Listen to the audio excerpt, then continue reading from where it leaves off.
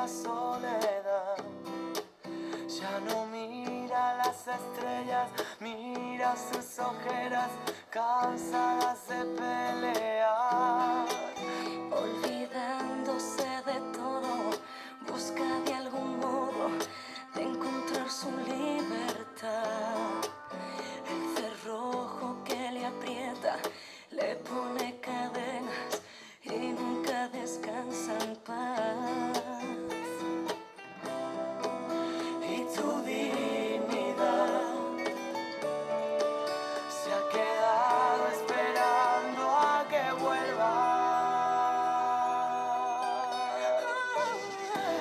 Que nadie calle tu verdad, que nadie te ahogue el corazón, que nadie te haga más llorar, hundiéndote en silencio, que nadie te obligue a morir, cortando tus alas al volar, que vuelvan tus ganas de vivir.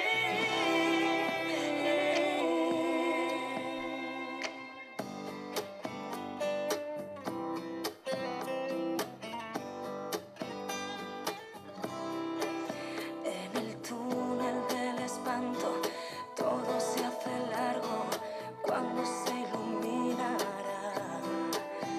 Amarrado su destino sin ser testigo de su lento caminar.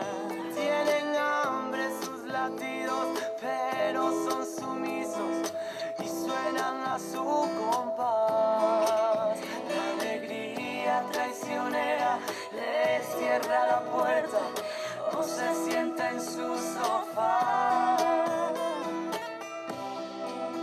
Y tu dignidad se ha quedado esperando a que vuelva.